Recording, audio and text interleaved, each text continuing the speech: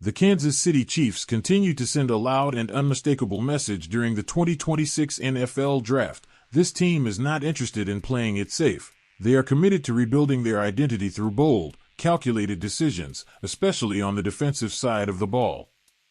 After already making headlines earlier in the night by trading up to select LSU cornerback Mansour Delane with the number 6 overall pick, Kansas City doubled down on that defensive emphasis with their second first-round selection. With the number 29 overall pick, the Chiefs selected Clemson defensive tackle Peter Woods, a move that may have surprised some fans initially but reveals a deeper, more strategic vision when examined closely. This pick represents more than just adding another defensive player. It highlights a philosophical shift in how the Chiefs are approaching roster construction following a disappointing season. For the first time in years, Kansas City is prioritizing the trenches and defensive stability over immediate offensive firepower. While many fans were hoping to see the team address positions like edge rusher or wide receiver at this spot, the front office clearly believes that strengthening the interior defensive line could have just as significant an impact, if not more. Peter Woods enters the NFL as one of the more intriguing and polarizing prospects in the entire draft class.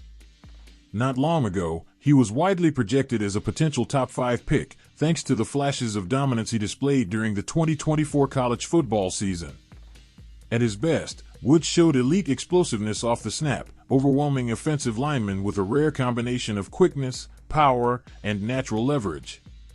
His ability to penetrate the backfield and disrupt plays made him one of the most feared interior defenders in the country, and scouts were quick to take notice of his potential to become a game-changing force at the next level. However, his 2025 season at Clemson told a very different story. Like much of the team, Woods experienced a noticeable dip in production, leading to questions about his consistency, development, and overall trajectory. Over the course of 12 games, he recorded just 29 total tackles, 2.5 tackles for loss, and 1.5 sacks, along with 3 quarterback hurries, a forced fumble, and a pass deflection. While those numbers are not insignificant, they fell well short of expectations for a player once viewed as a top-tier prospect. By comparison, his 2024 campaign was far more impressive, as he totaled 28 tackles, 8.5 tackles for loss, and 3 sacks in just 11 games, showcasing the disruptive ability that had scouts so excited. This contrast between potential and production is precisely what makes Woods such a fascinating selection at number 29. The Chiefs are not drafting the player he was in 2025, they are betting on the player he showed he could be in 2024. This is, in many ways, a classic upside pick, one that reflects confidence in their coaching staff and development system. Kansas City clearly believes that the flashes Woods displayed are not anomalies, but rather glimpses of what he can become with the right guidance and environment. That belief is not without foundation. The Chiefs have built a reputation for developing defensive talent, particularly under defensive line coach Joe Cullen and coordinator Steve Spagnuolo. Both have a track record of identifying strengths in players and putting them in positions to succeed. For Woods, this could mean refining his technique, improving his consistency, and maximizing his explosiveness off the line.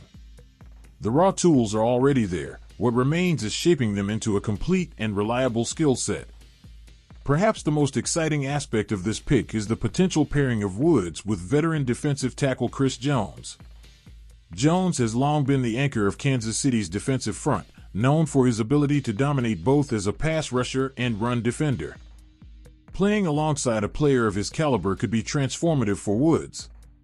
Not only will he benefit from reduced attention from opposing offenses, but he will also have the opportunity to learn from one of the best in the game.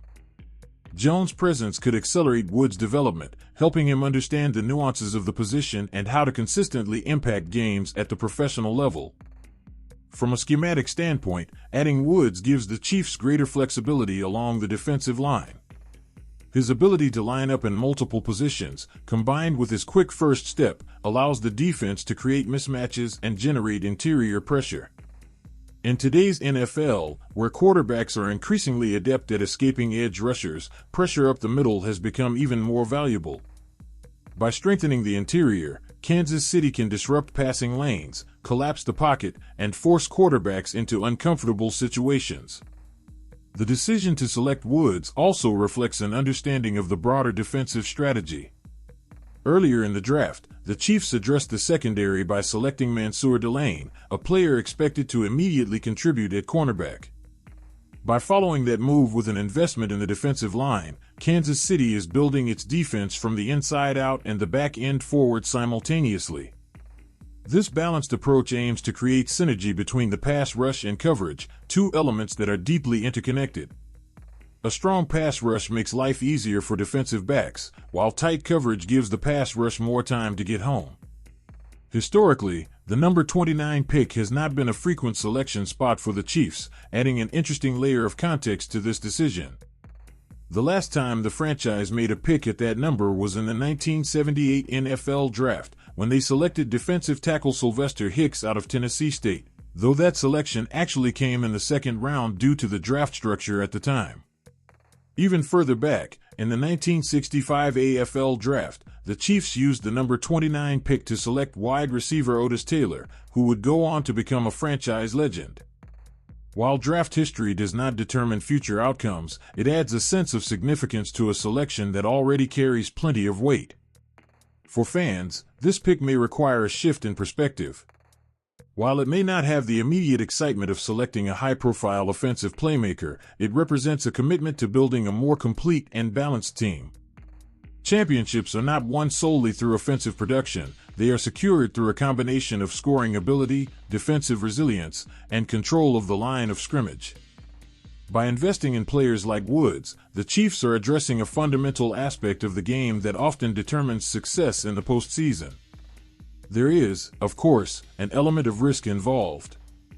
Woods must prove that his 2025 season was an anomaly rather than a trend.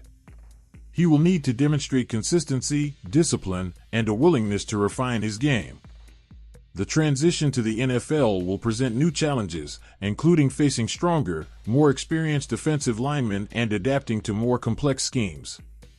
However, if he can recapture the form he showed in 2024 and build upon it, the reward could be substantial.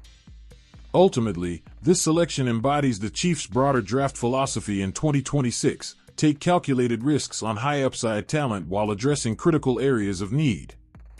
By pairing Woods with an established star like Chris Jones and placing him in a system designed to maximize his strengths, Kansas City is creating the conditions for success. Whether that potential is realized will depend on Woods' development, but the foundation is certainly there. As the draft unfolds, it is becoming increasingly clear that the Chiefs are focused on reestablishing a defensive identity that complements their explosive offense. The combination of Mansour Delane and Peter Woods represents a significant step in that direction, adding both immediate contributors and long-term building blocks. If these selections pay off, they could mark the beginning of a new era for Kansas City, one defined not just by offensive brilliance, but by defensive dominance as well. What did you think of the Chiefs signing? Do you think Peter Woods was a good choice? Thanks for watching and see you soon.